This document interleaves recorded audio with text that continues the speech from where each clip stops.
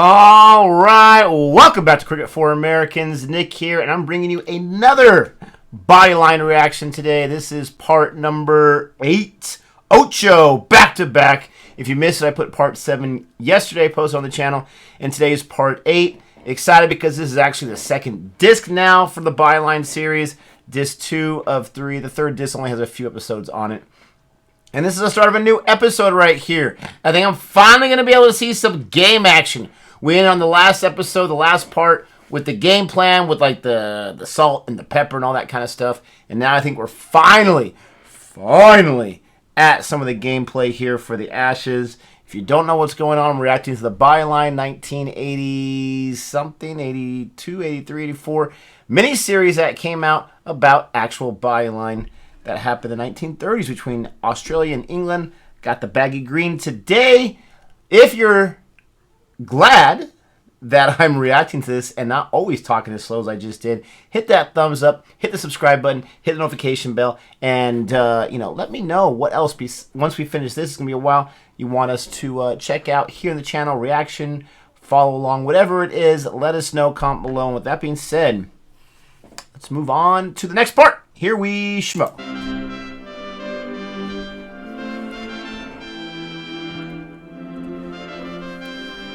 Music always makes me feel so proper. That was bad. DJ DB. Now, one of the comments had mentioned that like Don Bradman, well, at one point was on the cricket board for Australia, and he had prevented players from like side gigs and making money on the side.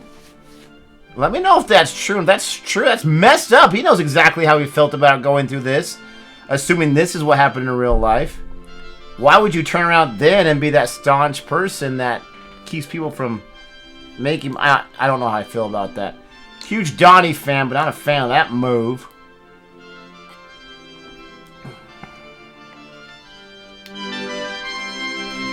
Man, they do get pelted. Holy cow. Melbourne.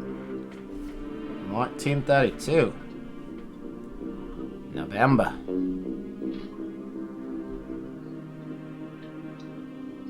Nice robe, DJ. Try my hand at some fishing. Keep it on there. It's a family channel. Family show. There you go.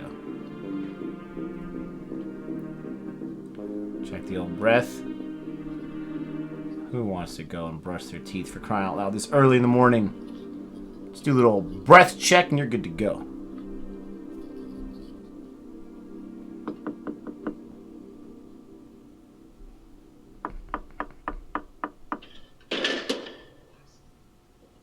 Yes? Here's the team for today's trial. I'm sorry, Douglas, You'll notice that I've given you 4 fast bowlers. You needn't use Gubby much, but I'd like you to give Larwood, Vos and Bowes a thorough workout. Yes, well... I've instructed them to try a bit of leg theory, so you'll give them whatever field placings they ask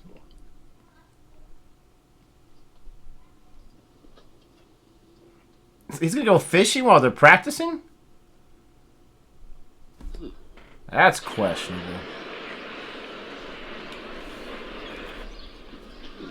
Pre-match. 4 quicks. What? They're playing 4 fast bowlers. Are you ready for the toss, Bill? Where's Jardine? Mr. Jardine's not playing.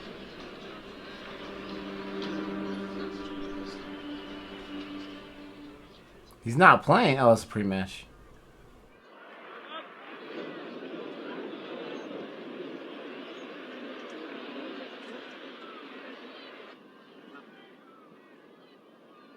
Mr. Wyatt, I wonder how often field a bit. Of course, Harold. What would you like? Try some leg theory. players like Well, captains Douglas said you might. They've only got 50 on the board. It seems a bit early to go on would the choose defensive. to not No, well, play I in a want to go on the pre-match attack. or a See, the ball may have lost its shine. practice. Pitch is still lively. Good bit of bounce. I'd like 2 men in the deep and 4 close in on leg side, please. Seems a trifle excessive. Look, let's give you 1 extra man close in. Mr. Jardine wanted me to try it with more, Skipper. 4, you say? Aye, please. Gubby, short I wonder why he didn't want to be there for this match. Make it sound like it was someone else's idea. Square leg. Walter, leg gully.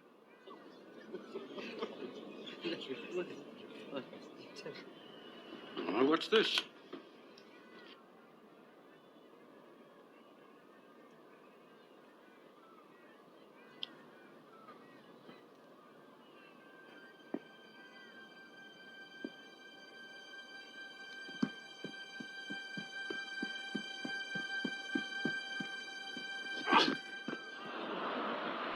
Woo! Duck and cover.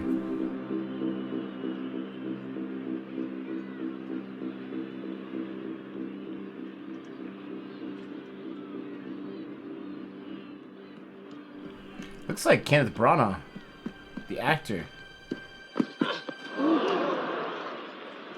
Can't be him though. Might be him.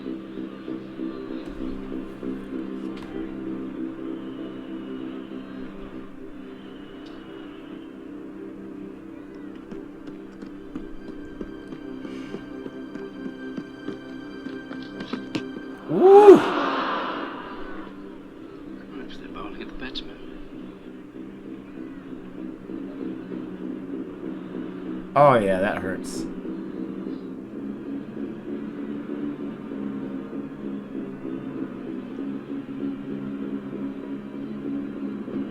See, that's a huge difference with baseball and cricket. Baseball, you take your base. I mean, you can get hit again on your next at bat, but Fine, fine. Yeah, yeah. You are sure? cricket, you just gotta take it. Fine. You just gotta take it and keep staying in there. All right, he's shaking it off, being a man.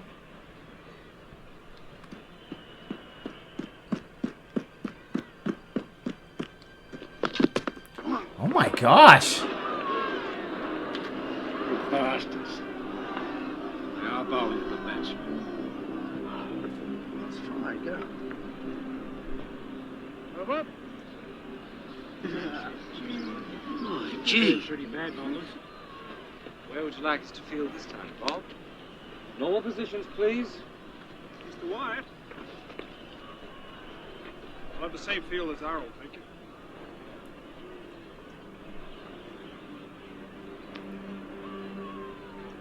These guys, it takes a lot of stones to sit here, have that uncomfortable first over, and then just keep doing it. The compassionate person inside me would say, okay, maybe 1 or 2. How's it? Per over at the most. Look at that, and they're so worried about it that they can't properly defend and feel comfortable with the crease. I mean, as ruthless as it is, it's an interesting strategy. It's a pretty good strategy if it was legal. Oh, Bradman. He is, I'm interested to see how he responds, because I would assume that he's not going to like this, but maybe he responds in kind.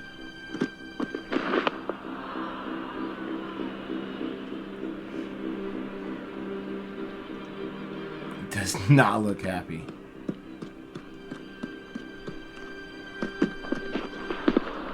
Is he clear? Just trying not to get hit. Did he get bad on that ball?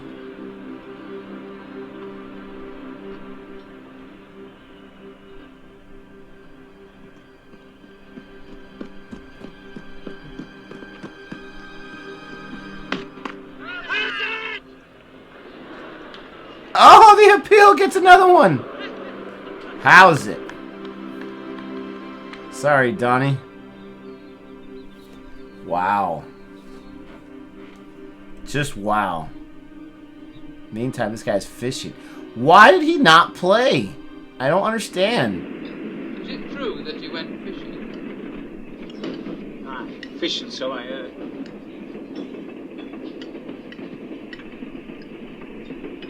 It's a strange one, that. himself to himself, that's all. Keeps himself to himself. Well, he was right about those leg theory tactics anyway. Aye. He knows what he's doing, all right. Oh, Mr. Warner. Well, that's... Mr. Douglas. He's down there, sir. Aye, in the carriage. I'm curious what this guy thinks about it.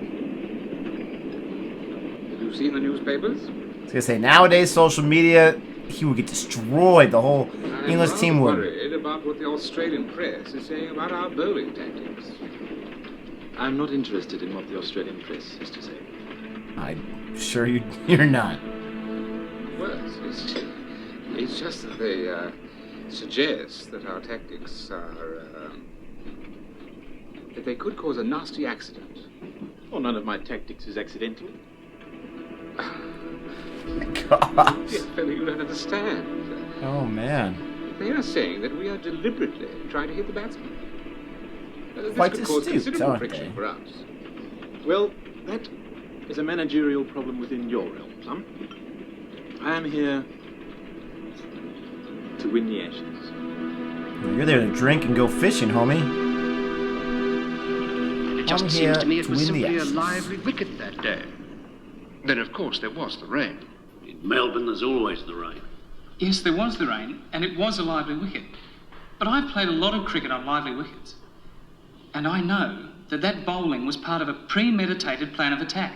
Are you suggesting that these tactics are against the rules? I'm suggesting that these tactics are against the spirit of the game. Thank you for your concern, Don. We'll certainly look into it. Surprised you didn't think of it yourself. We face a very dangerous situation. And if you don't act on it now, somebody will get killed. That's a trifle dramatic, surely. Don, we're here to discuss the matter of your writing during the tests. You don't seem to understand how dangerous this thing can be. This ball weighs 5.5 ounces. A fast bowler like Larwood propels it towards the batsman at 100 miles an hour. That gives the batsman a fraction of a second to decide whether to play the ball or get out of the way.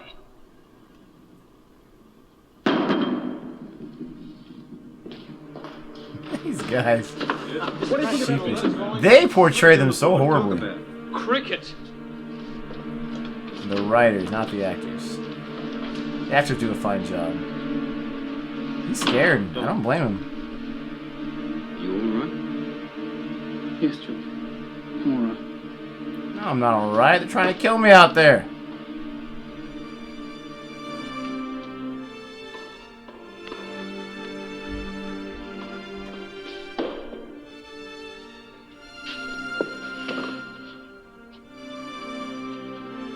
I like with the hair down. It's nice. Hello, Dr. Robertson. I'd like you to know you won't have to make a decision regarding my husband in the first test. The doctor's just seen him and decided that he's unfit to play. Here's Dr. Peters now. Ooh, unfit to play. Now, is that a psychological thing, right? To the Sydney Cricket Ground on this fine 2nd of December. It's certainly a day which every cricket fan in Australia has been waiting for since 1928-29. Here's the when real the English deal. cricket team last visited our shores. On that occasion, they took the Ashes back to England with them. Thousands and thousands of cricket lovers are streaming into the Sydney Cricket Ground on this, the first day of the first test between England and Australia. Despite the loss of Don Bradman, Captain Woodfull will lead a strong team of experienced greats, Ponsford, Grimmett, Oldfield, Kippax and Richardson. And the youngster Jack Fingleton is playing in his first test. So Stan McKay, who taught England in 1930, will be playing in his first test in Australia. You dressing for the heat, Finger? No, for the scorners, Napper. Extra padding. Extra padding. You get hit. Hello there. I'm Alan Harvey, London. Cooper, Sydney. I usually cover tennis, actually. Oh. Sorry. This is my first test. Squished his That's hat. my only hat. Well, you should be mindful. Nice. Why don't you do that in the first place? Mindful where you put it, homie. Got a dog in there. Be quiet, all right? You're not supposed to bring dogs. It's a whole new meaning to the phrase doggy bag. As skipper Jardine leads his team onto the field, we're reminded of what great names are included. Vice Captain Wyatt has been an English skipper.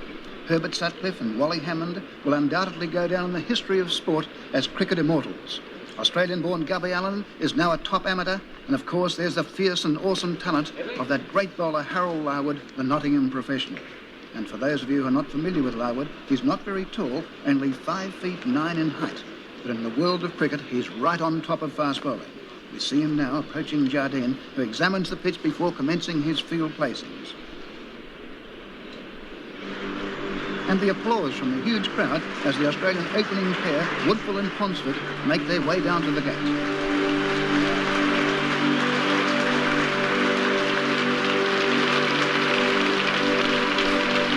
I do think that's cool in cricket, how you just come down the steps amongst the fans onto the field once you turn it back.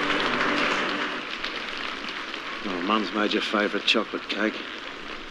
She said you're only to get a piece if you're still in at lunch. Got the armadise? Certainly has. I'll be there. Good luck, mate. I'll take Larwood. Good luck, Woody. Do they decide, like, right there when they get on the field who's going to take the first ball or not? Lovely day for us. And they just did? Midland Lake, thanks, George. Can't imagine it's just like that. That's fine, Wally. That is centre and leg. Right arm over, Bill. What are you doing with that? He says you don't get cake unless you're here till lunch. Man alive. I will stand 2 hours of the punishment. Some serious spikes on his shoes.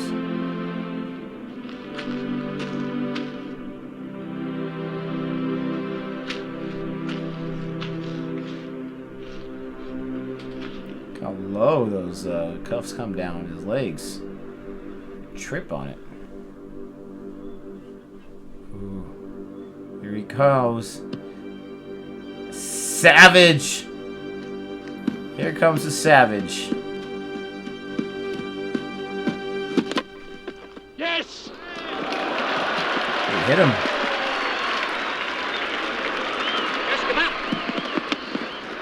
Woodfull opens the scoring for Australia with a single. The two Bills, the great opening pair, Woodfull and Ponsford, out there in the middle, with all Australia right behind them. Two Bills.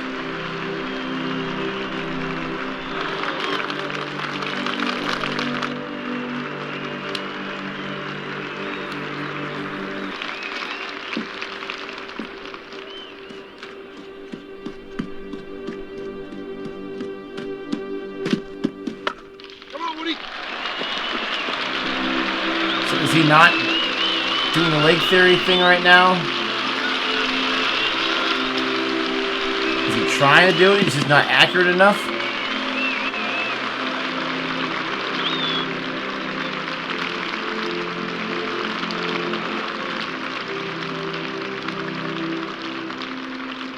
Man, look how much confidence he's got.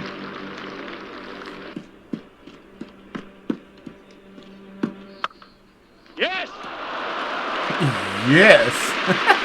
He hits it. Yeah! Now I'll start running.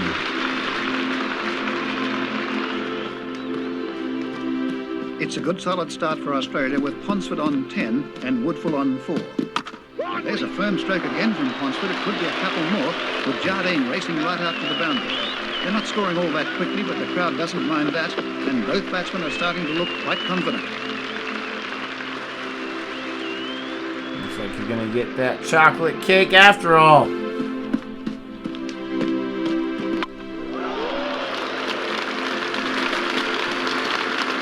Australia, no wicket to 16. The openers Woodfull and Ponsford looking solid against the fast attack of Larwood and Vase.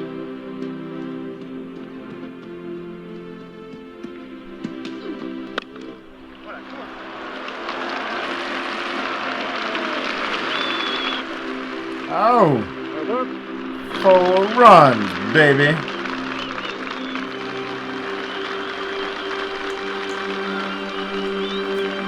Hunsford has notched up the first 4 of the innings, and Jardine once again chased the ball all the way to the boundary. And he hasn't moved back, even though it's the end of the over. England's captain looks deep in thought.